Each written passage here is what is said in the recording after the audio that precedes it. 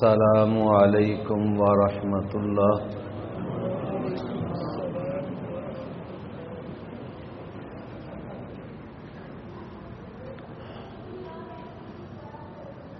ان الحمد للہ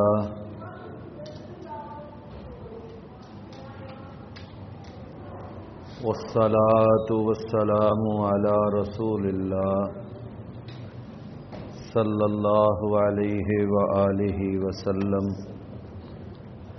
اما بعد فاعوذ باللہ السمیع العلیم من الشیطان الرجیم من ہمزہ ونفخہ ونفثہ وَإِذَا طَلَّقْتُمُ النِّسَاءَ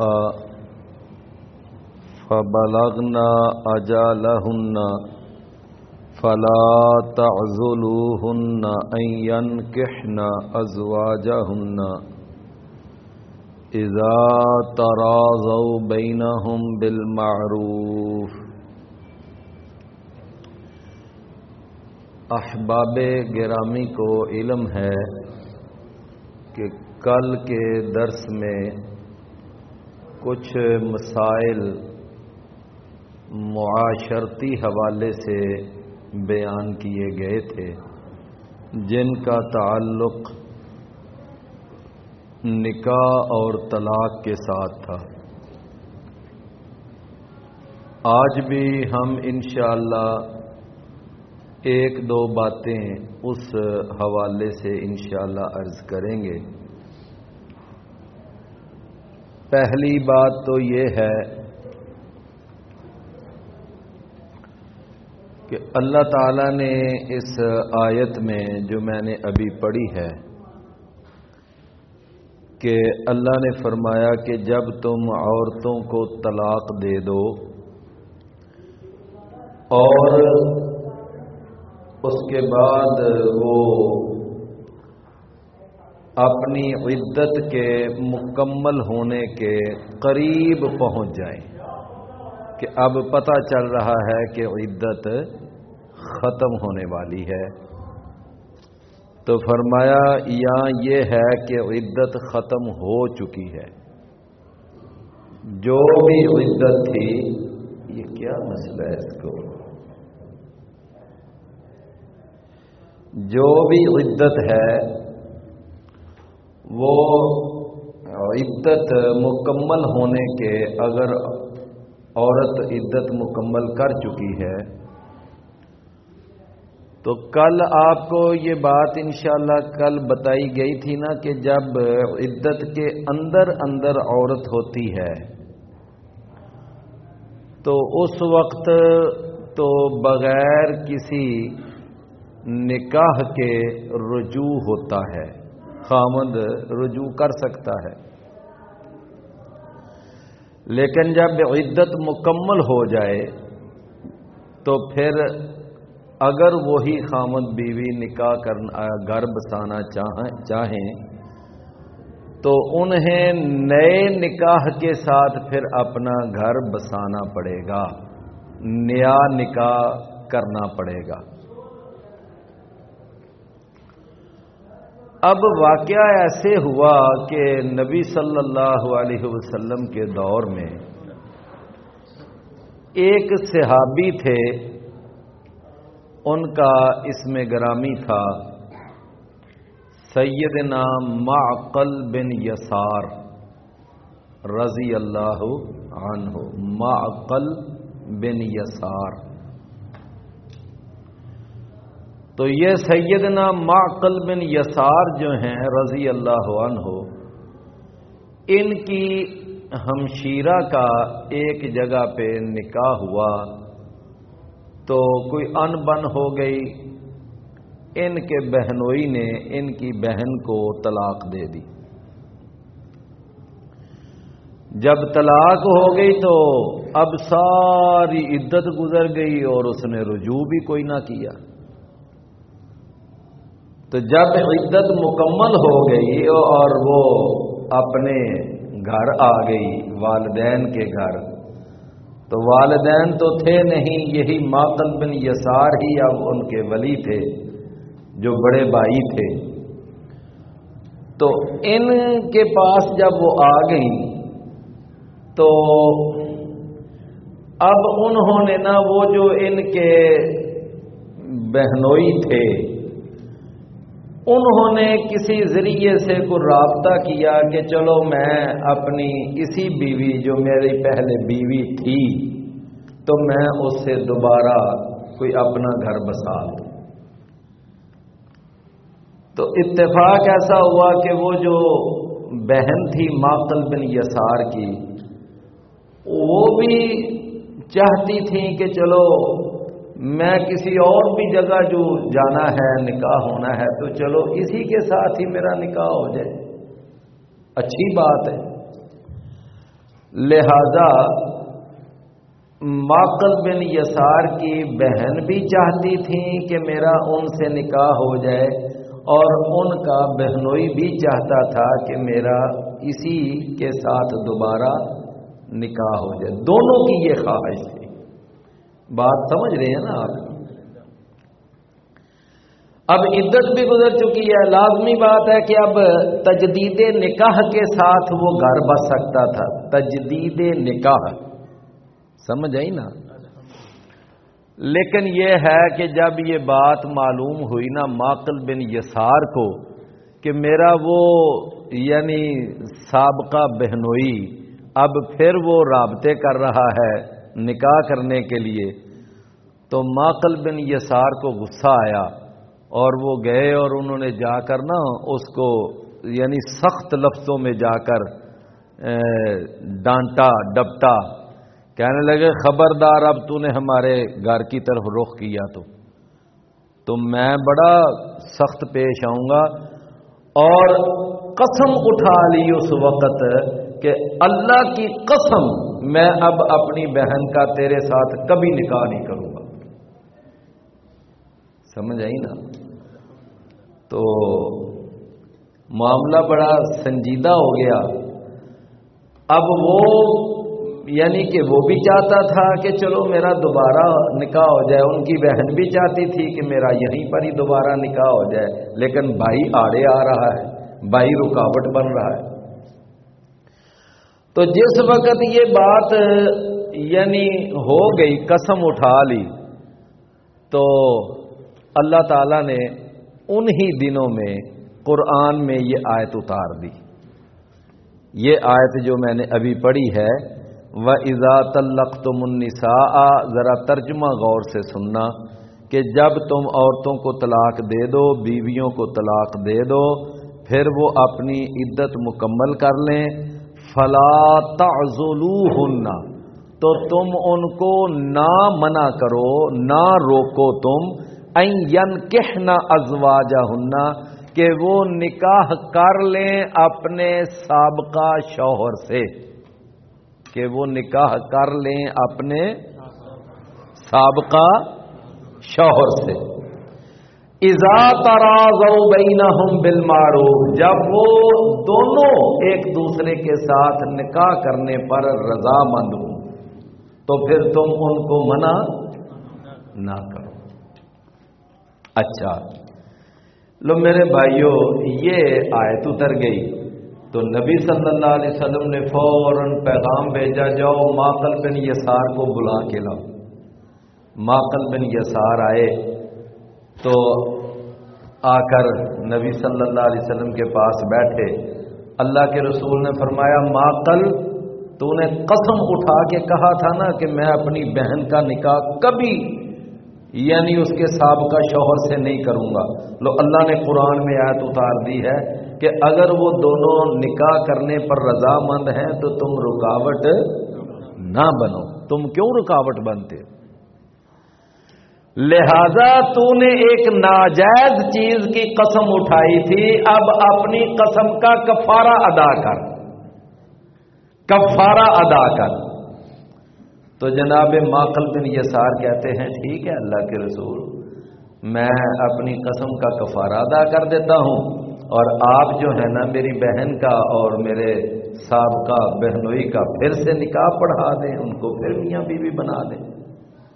یعنی کوئی اڑی نہیں کی، کوئی ضد نہیں کی، اللہ کا حکم سنا، اللہ کا فرمان سنا، نبی صلی اللہ علیہ وسلم نے اللہ کا فرمان سنایا، اسی وقت سرے تسلیم ہم ہے جو مزاج رسول میں ہے کہ جو اللہ رسول کا فیصلہ ہے فوراً تسلیم کیا، بالکل آگے چونکے چنانچہ لیکن شیکن اگرچہ مگرچہ کوئی سہارا نہیں. اور اس کو کہتے ہیں ایمان، اس کو کہتے ہیں ایمان. انما کان قول المؤمنین اذا دعوا الی اللہ ورسولہ لیحکم بینہم ان یقولوا سمعنا واطعنا، کہ مومنوں کی زبان سے بات ہی یہ نکلتی ہے جب ان کو اللہ اور اس کے رسول کے فرمان کی طرف بلایا جاتا ہے تو وہ ایک ہی بات اپنی زبان سے نکالتے ہیں، کہتے ہیں سمعنا واطعنا، ہم نے سن لیا، ہم نے مان لیا. تو یہ جو ہے نا ہمیں ایک سیمپل ملتا ہے اس واقعہ سے کہ معقل بن یسار کو جب اللہ کا حکم معلوم ہوا اسی وقت انہوں نے اپنی ضد، اپنی انا، سب کچھ چھوڑ کر فوراً کہا جی میں ختم، میری بات ختم.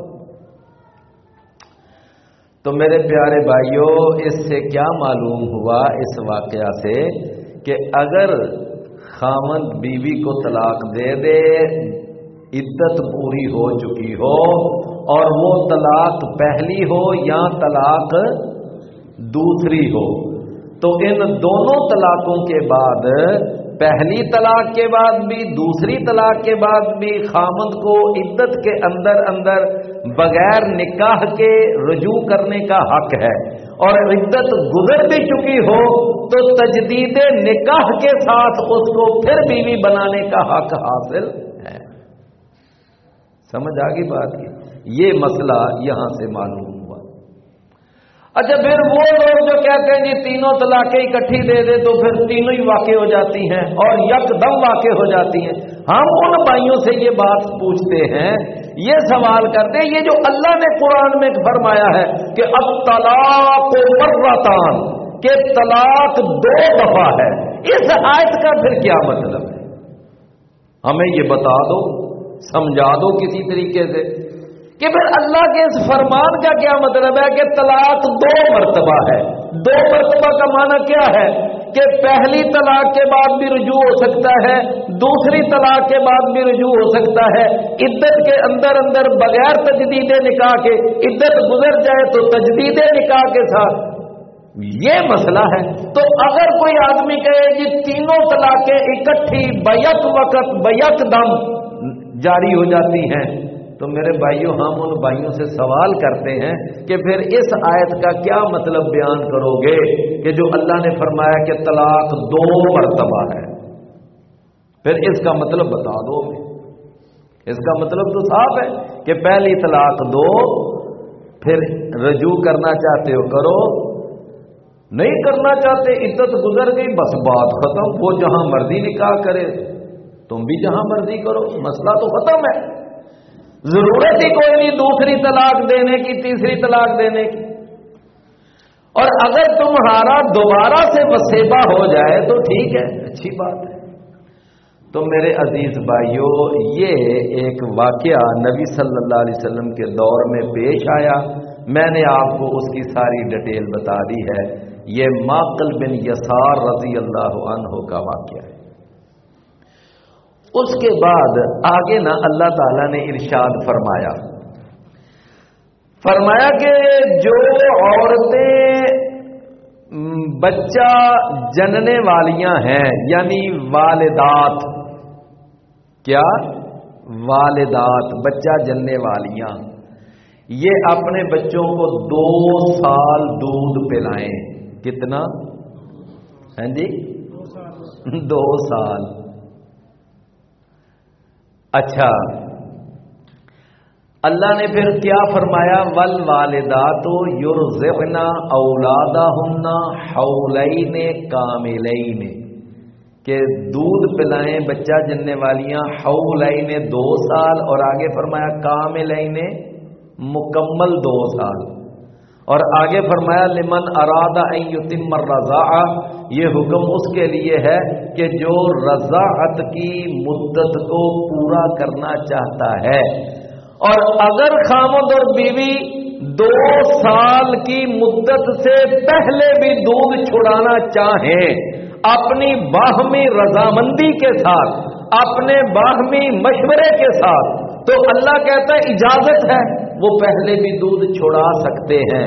یعنی اگر سال بعد 1.5 سال بعد وہ دونوں طے کر لیتے ہیں بھئی اب بس کرتے ہیں، دودھ چھڑا دیتے ہیں، تو اللہ کہتا ہے کوئی حرج نہیں، لیکن اگر تم نے دودھ پلانے کی مدت پوری کرنی ہے تو زیادہ سے زیادہ مدت کتنی ہے؟ 2 سال۔ 2 سال سے زائد تم دودھ نہیں پلا سکتے۔ ٹھیک ہو گیا؟ یہ کہاں لکھا ہوا ہے مسئلہ؟ سورۃ البقرہ میں آپ کو آیت بھی بتا دیتا ہوں، اس کی آیت کا نمبر ہے 233 نمبر آیت۔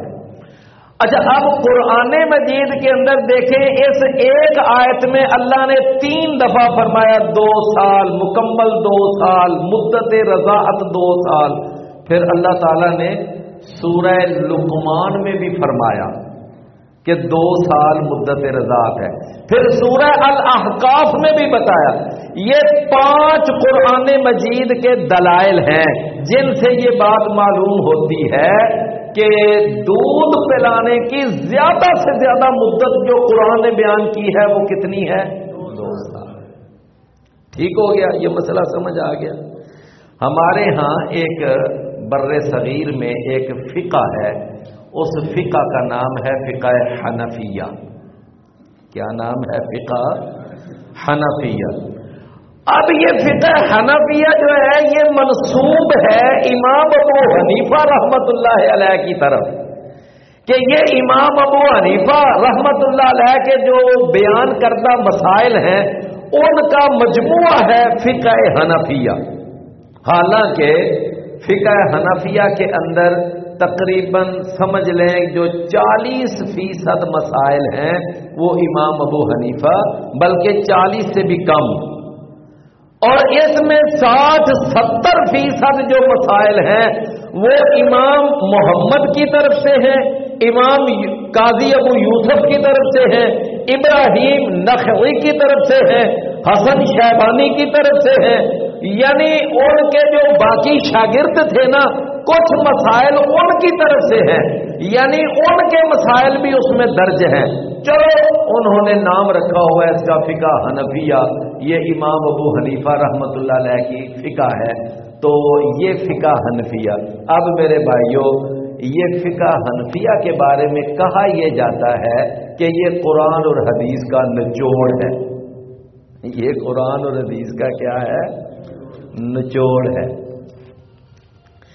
اچھا میرے بھائیوں، اب دیکھیں نا کہ اللہ نے 5 مقام پر فرمایا کہ 2 سال، لیکن فقہ حنفیہ پڑھ کے دیکھ لو اور اس کا یعنی دوسرا جز ہے، اور کہ ہدایہ کے اندر یہ لکھا ہوا ہے کتاب الرضاعہ، دودھ پلانے کا باب، تو وہاں پہ لکھا ہوا ہے کہ امام محمد اور قاضی ابو یوسف ان دونوں کا فتویٰ یہ تھا کہ 2 سال ہی دودھ پلانا چاہیے، لیکن امام ابو حنیفہ رحمت اللہ علیہ فتویٰ دیا کرتے تھے کہ 2 سال نہیں 2.5 سال دودھ پلانا چاہیے۔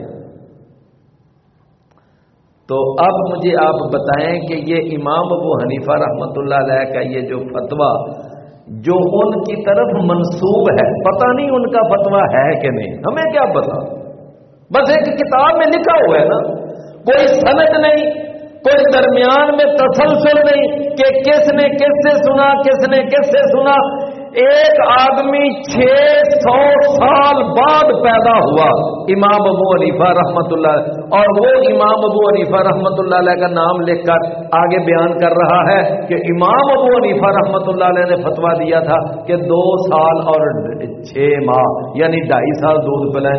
اب ہمیں کیا پتا کہ وہ بات جو لکھنے والا لکھ رہا ہے یہ صحیح لکھ رہا ہے یا غلط لکھ رہا ہے؟ امام ابو حنیفہ رحمت اللہ علیہ نے یہ فتویٰ دیا تھا یا نہیں دیا تھا ہماری جانے بلا، ہم اس کو اتھینٹسٹی ہمارے پاس کوئی نہیں ہے۔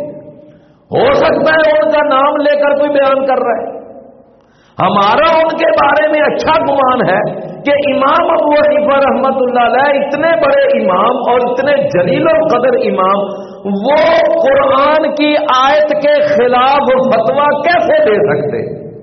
کیوں بھائی؟ وہ قرآن کی آیت کے خلاف فتویٰ نہیں دے سکتے۔ اب قرآن 5 جگہ کہے کہ 2 سال 2 سال 2 سال، اور کتاب ہدایہ میں لکھا ہوا 2 سال اور 6 ماہ، تو پھر ہم کیا کہیں گے کہ یہاں پر کسی نے بدبیانتی کی ہے، امام ابو حنیفہ رحمت اللہ علیہ کا نام استعمال کر کے فتویٰ غلط جاری کیا ہے۔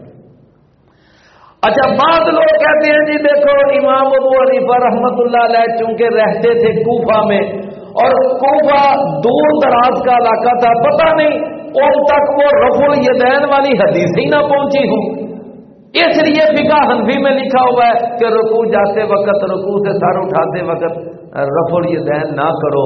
امام ابو حنیفہ کہتے تھے کہ رکوع جاتے ہوئے رکوع سے سر اٹھاتے وقت رفع الیدین نہیں کرنا، وہ نہیں کیا کرتے تھے۔ اب ہمارے بھائی اس کے لیے یہ پیش کرتے ہیں کہ بھئی کوفہ چونکہ دور تھا، وہ ہو سکتا ہے وہاں تک وہ احادیث ہی نہ رفع الیدین کی پہنچی ہوں۔ پھر ہمارا ان بھائیوں سے یہ سوال ہے کہ چلو حدیثیں تو ہو سکتا ہے کہ چلتی چلتی پہنچنے میں کوئی دیر ہو گئی ہو، لیکن قرآن مجید تو امام ابو حنیفہ تک پہنچا تھا کہ نہیں پہنچا تھا؟ کیوں بھائی؟ وہ تو پہنچا تھا نا۔ تو قرآن مجید میں تو لکھا ہوگا کہ 2 سال دودھ پلائیں، اور امام ابو حنیفہ فتویٰ دے رہے ہیں 2.5 سال دودھ پلائیں، تو کیا امام ابو حنیفہ رحمت اللہ علیہ تک قرآن بھی پہنچا تھا کہ نہیں پہنچا تھا؟ تو معلوم یہ ہوا کہ جس طرح دودھ پلانے کے مسئلے میں گڑبڑ ہے، اسی طرح رفع الیدین والے مسئلے میں بھی گڑبڑ ہے۔ ممکن ہے کہ امام ابو حنیفہ رحمت اللہ علیہ کا یہ فتویٰ نہ ہو، لیکن کتاب میں لکھا ہوا ہے یہ امام ابو حنیفہ رکوع جاتے رکوع سے سر اٹھاتے وقت رفع الیدین کے قائل نہیں تھے۔ ہم کہتے ہیں بھائی ہم نے تو محمد رسول اللہ صلی اللہ علیہ وسلم کی سنت کو دیکھنا ہے، ہم نے تو ان کے عمل کو دیکھنا ہے۔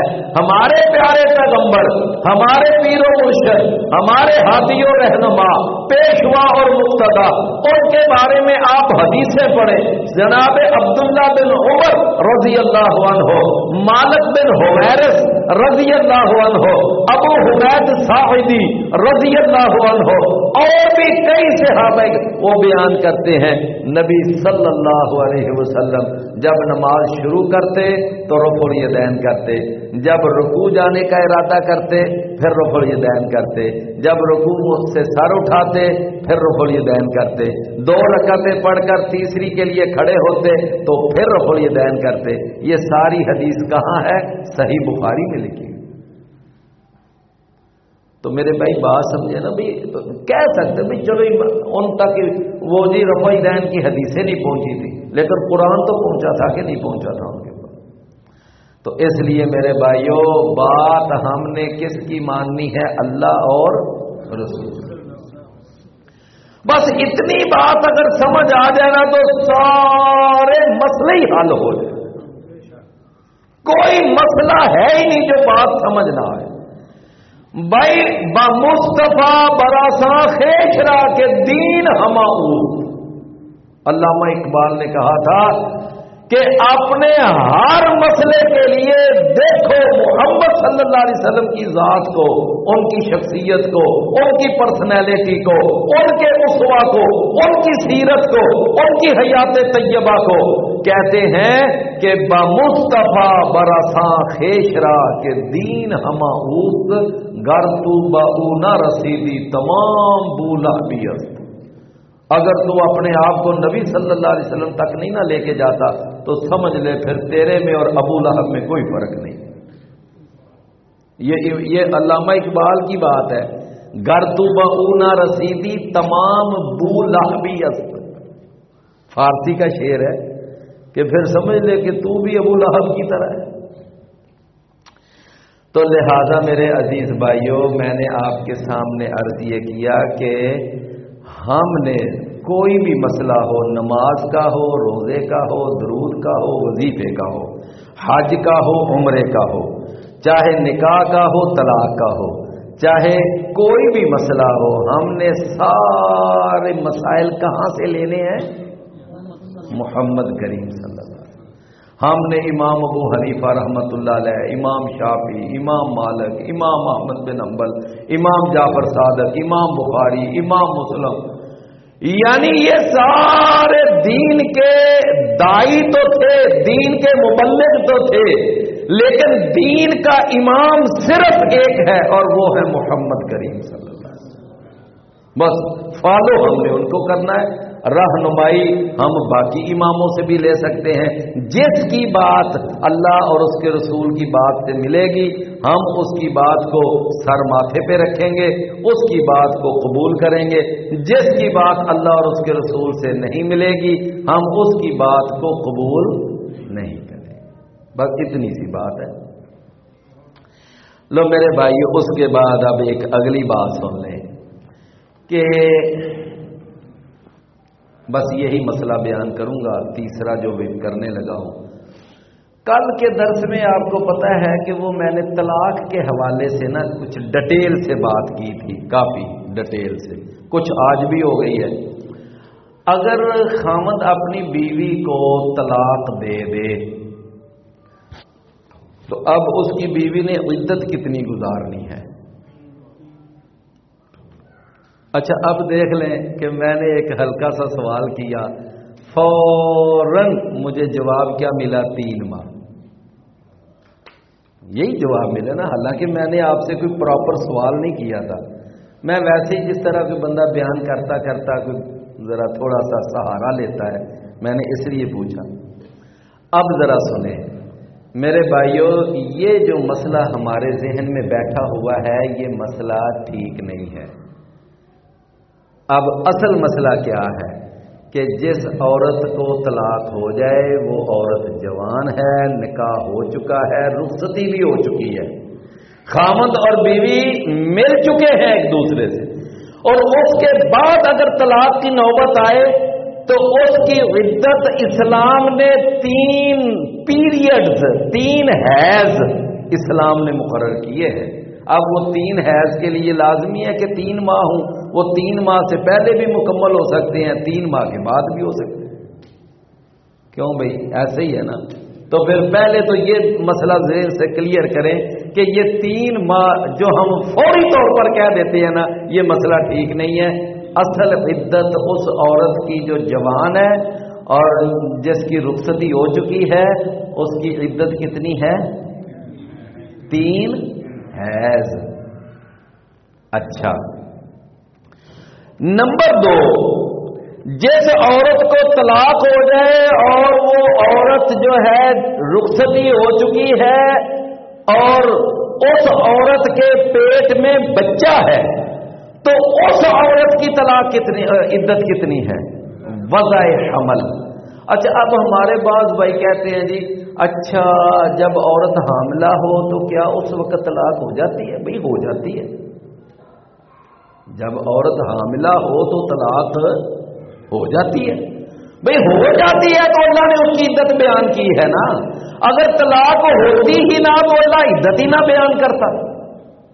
اللہ نے فرمایا وَأُولَاتُ الْأَحْمَالِ أَجَلُهُنَّ أَن يَضَعْنَ حَمْلَهُنَّ، کہ جو حمل والی عورتیں ہیں ان کی عدت یہ ہے کہ ان کے ہاں بچہ پیدا ہو جائے، وہ چاہے 2 ماہ بعد پیدا ہو جائے، چاہے 4 ماہ بعد پیدا ہو جائے، چاہے 7 ماہ بعد پیدا ہو جائے، چاہے 9 ماہ بعد پیدا ہو، جب بچہ پیدا ہوگا اس وقت اس کی عدت مکمل ہوگی۔ جب تک بچہ اس کے پیٹ میں ہے وہ عورت عدت میں ہے، اور عدت کے دوران جب بھی چاہے اس کا خامند اس سے رجوع کر سکتا ہے۔ کتنی عدتیں ہو گئیں؟ ہیں جی، دو ہو گئی نا. ایک عدت کیا ہے؟ 3 حیض، اور دوسری عدت کیا ہے؟ وضع حمل.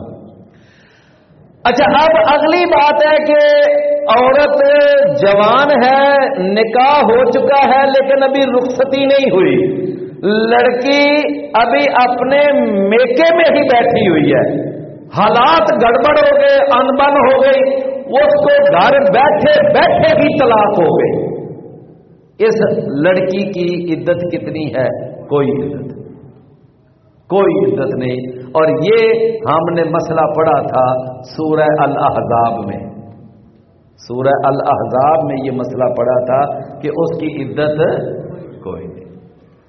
ٹھیک ہو گیا جی. چوتھے نمبر پر اب آ جانا، ذرا غور سے بات سننا. جو عورت بوڑھی ہو چکی ہے، اور بوڑھی ہو چکی کا معنی کیا ہے کہ وہ جو عورتوں کا ایک سلسلہ ہوتا ہے نا ماہانہ پیریڈز والا، اب وہ ختم ہو چکا ہے. جب عورتیں بوڑھی ہو جاتی ہیں تو وہ سلسلہ منقطع ہو جاتا ہے، ختم ہو جاتا ہے. تو اب ایک عورت اس سٹیج پہ پہنچ چکی ہے کہ اب اس کے لیے وہ ماہانہ مسئلہ ہے ہی نہیں. تو اگر اس کو طلاق ہو جائے تو اس کی عدت اسلام نے کہا ہے 3 ماہ. اب اس کی عدت 3 ماہ ہے. کس کی؟ بوڑھی عورت جس کا مسئلہ ختم ہو چکا ہے، اس کی عدت 3 ماہ ہے. ٹھیک ہو گیا جی. یہ 4 قسم کی عدت ہو گئی.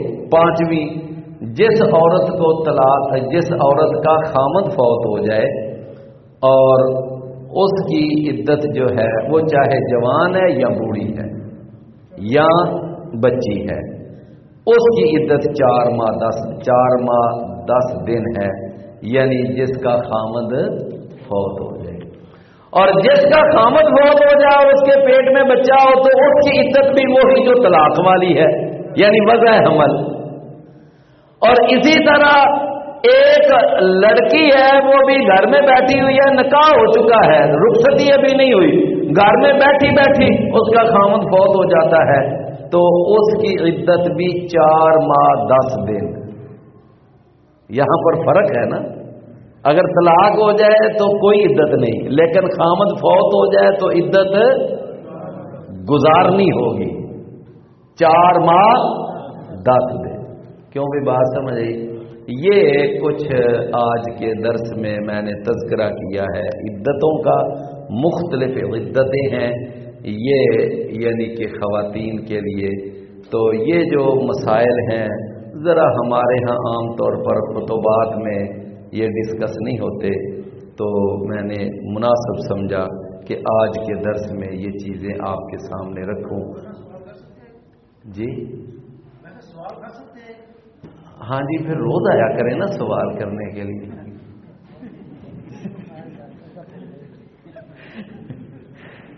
میری بات سمجھ ہے نا؟ اچھا کریں جی سوال. سر، عمر رضی اللہ تعالیٰ نے اپنے بیٹے کو ایک طلاق وضع حمل میں دینے سے منع کیا تھا. نہیں، وضع حمل کی بات نہیں تھی.